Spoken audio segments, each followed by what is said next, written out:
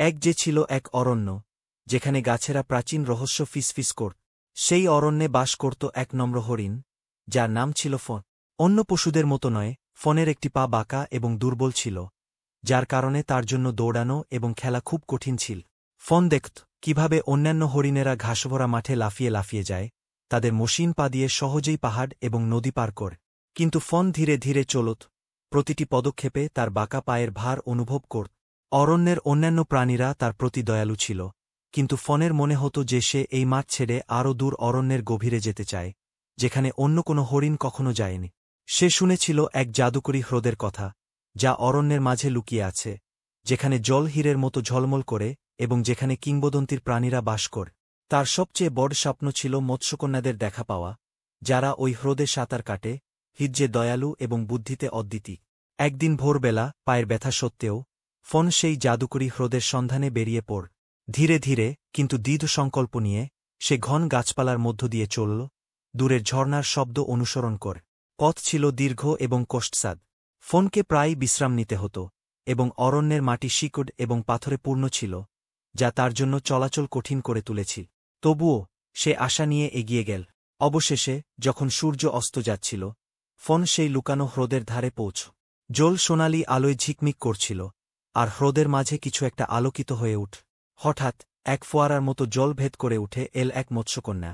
তার চুল ছিল সমুদ্রের শ্যাওলার মতো সবুজ, এবং তার উজ্জ্বল স্কেল সূর্যাস্তের আলো প্রতিফলিত করছি। মৎস্যকন্যার নাম ছিল সিরিন, আর সে তীরে সাঁতরে এল, তার নীল চোখে কৌতূহলের ঝিলিক। হ্যালো ছোট্ট হরিণ, সে বলল, তার কণ্ঠ ছিল তীরের সাথে মৃদু ঢেউজের মত।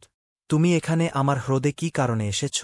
লজ্জিত কিন্তু বিস্ময়ে পূর্ণ ফন তার স্বপ্নের কথা সিরিনকে বলল, জাদুকরী হ্রদটি খুঁজে বের করার এবং সেখানে বাস করা কিংবদন্তির প্রাণীদের সঙ্গে দেখা করার ইচ্ছা।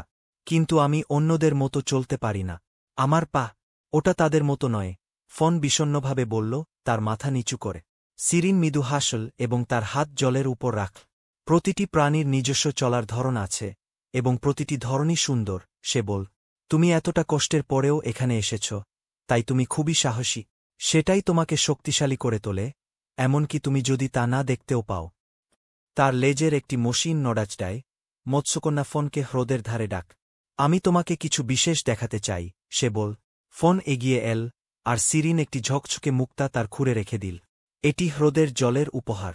এতে কিছু জাদু আছে, যা তোমাকে তোমার নিজের শক্তি খুঁজে পেতে সাহায্য করবে। ফন মুক্তাটির দিকে তাকিয়ে রইল, এবং অনুভব করল, মুক্তার উষ্ণতা তার বাঁকা পায়ের মধ্যে ছড়িয়ে পড়ছে। অবাক হয়ে সে বুঝল যে তার পায়ের ব্যথা কমে গেছে। সে কয়েকটি পদক্ষেপ নিল এবং দেখতে পেল যে আগের চেয়ে অনেক সহজে সে চলতে পারছে। তার পা এখনও বাঁকা ছিল, কিন্তু এটি আর তাকে দমিয়ে রাখতে পারল না। আনন্দে ভরে ফন হ্রদের ধারে দৌড়াতে লাগল, তার পদক্ষেপ ছিল হালকা এবং দৃঢ়। ধন্যবাদ, সে চিৎকার করে বলল সিরিনকে, তার হৃদয় কৃতজ্ঞতায় পূর্ণ। আমি কিভাবে তোমাকে এই উপকারের প্রতিদান দিতে পারি? মৎস্যকন্যা মৃদু হেসে বলল, তুমি ইতিমধ্যেই তোমার সাহস দিয়ে আমাকে প্রতিদান দিয়েছ। তবে আমি তোমার কাছে একটি অনুরোধ রাখব, সে বল। যখনই তুমি কাউকে দেখবে, যে নিজেকে আলাদা মনে করে বা মনে করে যে সে যথেষ্ট নয়, তাকে তার নিজের মধ্যে থাকা জাদুটির কথা মনে করিয়ে দিও। সেই দিন থেকে ফন সেই জাদুকরী হ্রদের রক্ষক হয়ে উঠল, গর্বের সাথে তা পাহারা দিত। সে অন্য প্রাণীদের পথ দেখাত, যারা নিজেদের হারিয়ে বা একাকী মনে করত, তাদের নিজের শক্তি খুঁজে পেতে সাহায্য করত, যেমন সিরিন তাকে সাহায্য করেছি। প্রতিদিন সন্ধ্যায়, যখন সূর্য হ্রদের জলে ডুবে যেত, দয়ালু মৎস্যকন্যা এবং সাহসী হরিণটি হ্রদের ধারে মিলিত হতো, বনজীবনের কাহিনী এবং তারা যে বিস্ময়ে দেখেছে তা ভাগাভাগি করত। তাদের বন্ধুত্ব যেমন জাদুকরী ছিল, তেমনি সুন্দর ছিল তাদের পৃথিবী।